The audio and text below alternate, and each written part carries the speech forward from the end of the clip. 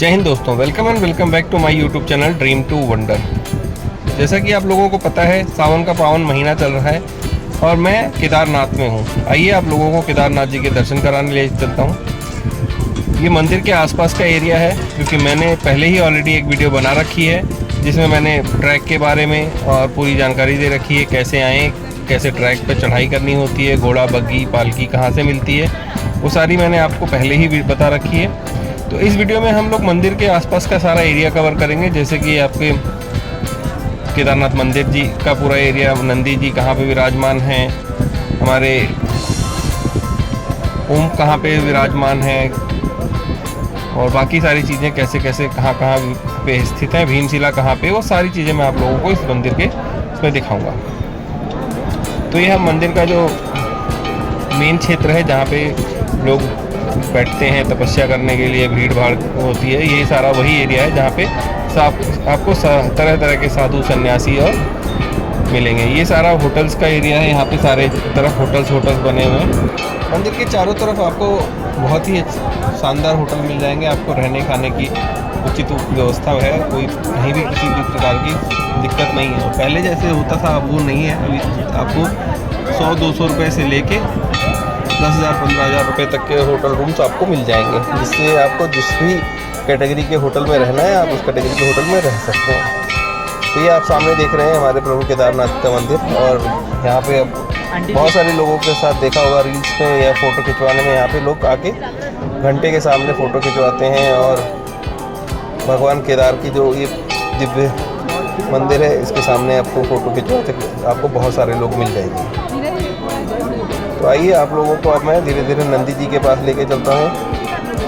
ये नंदी जी हमारे विराजमान है यहाँ पे। पहले ये एरिया कवर्ड नहीं था, अभी नंदी जी को कवर्ड कर दिया गया है, क्योंकि लोगों को क्या है, लोग इस पर जा जाके घिस के कोई घी चढ़ा रहा है, कोई दूध चढ़ा रहा है, पता नहीं क्यों पूरे नंदी जी को गंदा कर दिया करते हैं। तो इसलिए अपना केदारनाथ कमेटी ने जो है उसको कवर कर दिया है, जिससे कि कोई वहाँ तक ना जा पाए। जिसको दर्शन करना है आप दूर से दर्शन करो और अपने घर जाओ।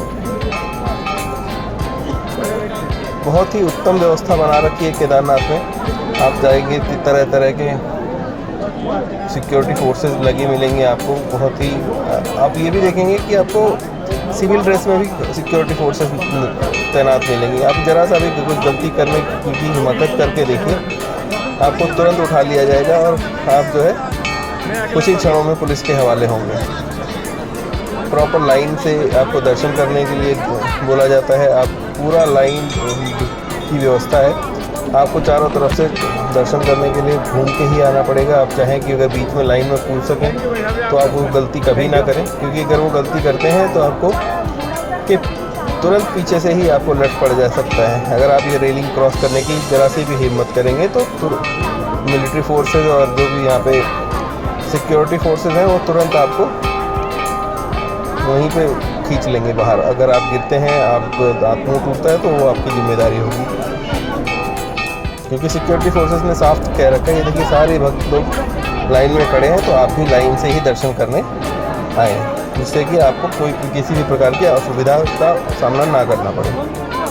बाकी मंदिर प्रांगण बहुत ही सुंदर है। आप जो बोलते हैं जैसे कि यहाँ पे सुना है स्वर्ग से हवाएं आती हैं, तो ये फैक्ट है कि यहाँ पे स्वर्ग से हवाएं आती हैं, और आप यहाँ आने के बाद आप जितना भी आपकी थकान होती है वो सारी थकान दूर हो जाती है। ऐसा लगता है कि आप पैदल चढ़ के ही नहीं आए हैं।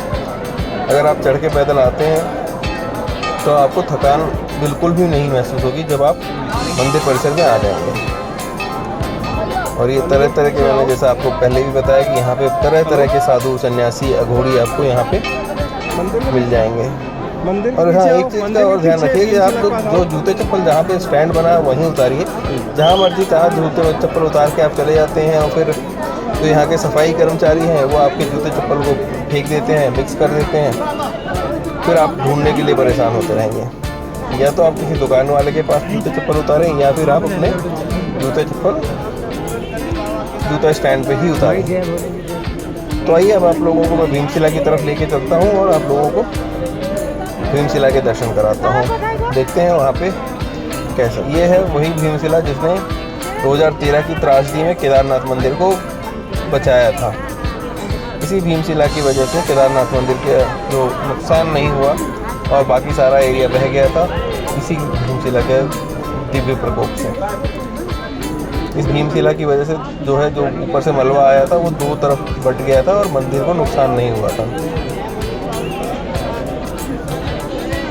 भीमशिला है, यहाँ पे दोनों तरफ दो त्रिशूल स्थापित किए गए हैं, एक सिल्वर कलर का और एक गोल्डन कलर का।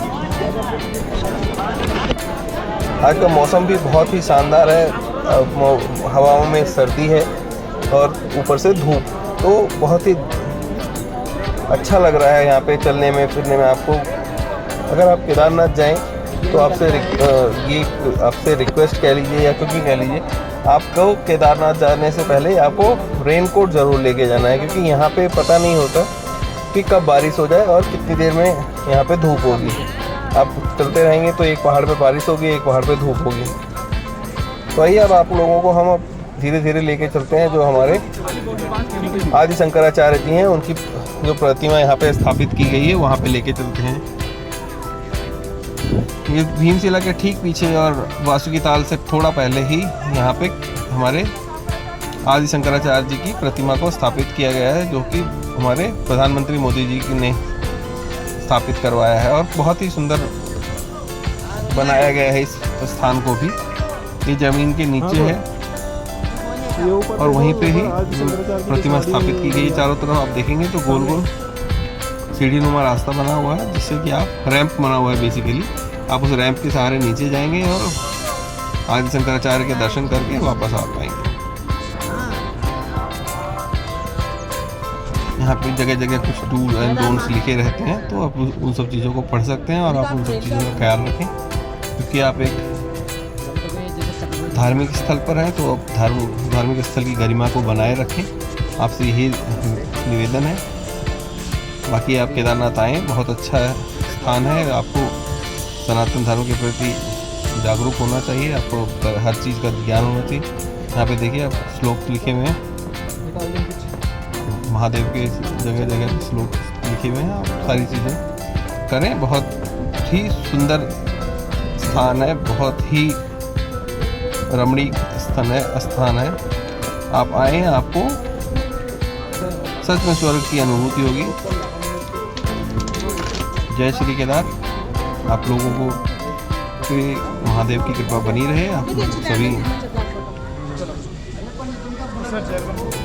बने रहें। जय श्री केदार, जय श्री केदार, जय श्री केदार। मिलते हैं अगले वीडियो में, तब तक के लिए आप लोगों का बहुत बहुत धन्यवाद।